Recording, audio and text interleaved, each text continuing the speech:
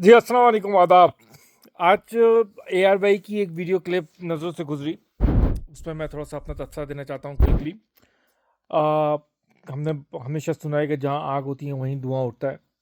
यकीनन कोई ऐसी बाज़गश्त हुई है, कोई ऐसी ऐसी बात वहाँ की हवा में, आबो हवा में है पाकिस्तान की सरजमीन पे, जहाँ कायदे तहरीक अल्ताफ़ हुसैन भाई का जो है वापस आना और इस मुल्क में जो मसले मसाइल हैं उसको एड्रेस करना, उसके मसले का हल निकालना, इन चीज़ों पे बहुत अरसे से लोग बात कर रहे हैं और आवाम की ख्वाहिश भी है।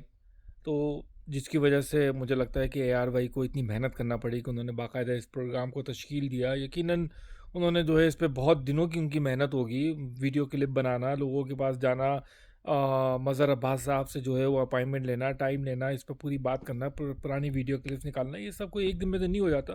तो इसके पीछे उन्होंने पूरी मेहनत की है, लेकिन उनको जब एक एक शख्स पे एक पाबंदी है तो उसके बाद इस चीज़ की ज़रूरत की पेश आई, बकौल उनके कि एक जवाल का वक्त, जवाल जो है वो कायद तहरीक पे आया पर।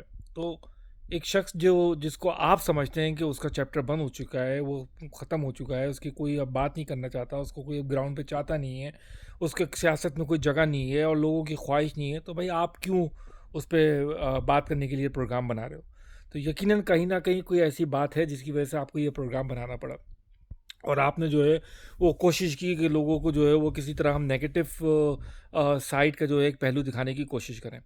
लेकिन अनफॉर्चुनेटली आपकी ये मुहिम भी नाकाम रही, क्योंकि आपने जिन लोगों को, जिन बच्चों को बिठाल के ये 2-4 क्लिप बना दिए, अब आवाम को सबको पता है इस वक्त कराची की गली-गली, सिंध के शहरी इलाकों की एक-एक गली जो है उसकी ये पुकार है कि अल्ताफ़ हुसैन हमें वापस चाहिए। अल्ताफ़ हुसैन भाई जो है वो इस मसले का, इस मुल्क के तमाम मसाइल का हल है। और जो बात उन्होंने इस सिस्टम के लिए कही थी 2016-22 अगस्त को, जिसको तो आप खुद ही अपने आप को विक्टिम कहते हैं कि हमारे साथ ये हो, हमारे साथ वो हो, और आप ही प्रोग्राम बना रहे हैं। तो बड़े भाई, अगर आप समझते हो कि क़ायद तहरीक अल्ताफ़ हुसैन भाई का चैप्टर क्लोज़ हो चुका है, तो फिर पाबंदी क्यों?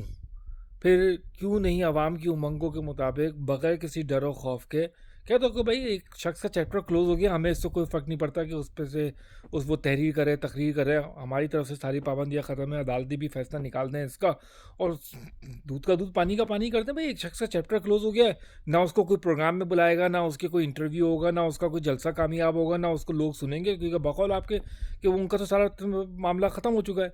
लेकिन अगर किसी की ख्वाहिश, अगर आवाम की वहाँ ख्वाहिश है, अगर आवाम चाहती है कि अल्ताफ़ भाई आएँ और इस सिस्टम को सही करें, तो वो भी हम आपको उसका भी प्रूफ दे देंगे, वो भी दिखा देंगे।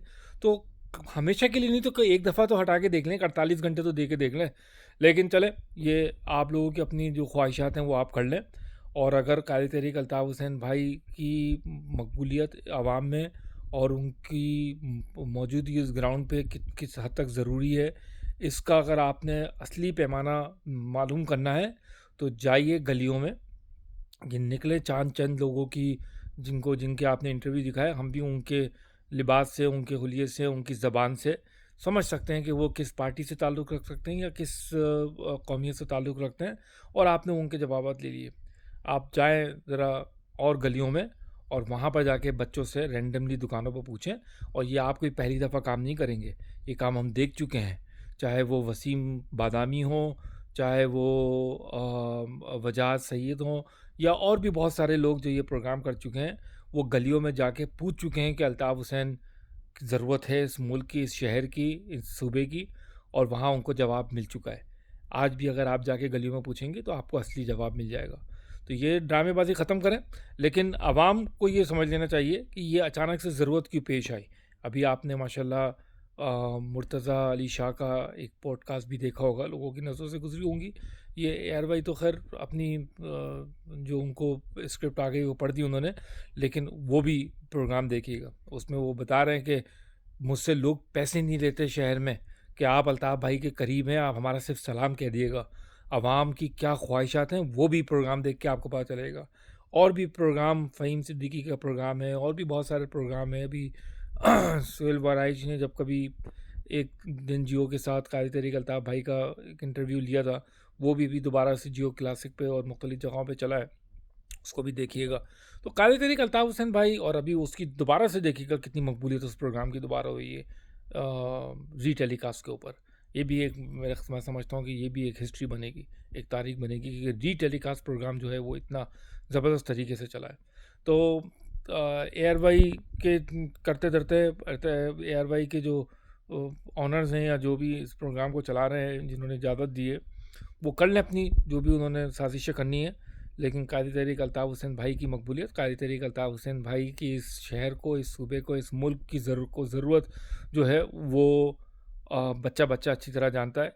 तमाम सियासी जो हमारे नाक़दीन हैं, वो तक इस बात को अब एग्री करते हैं कि अल्ताफ़ हुसैन भाई जो है वो हमेशा सही कहते थे और वो सही हैं, हक़ है, सच है और उन पे से पाबंदी ख़त्म होनी चाहिए।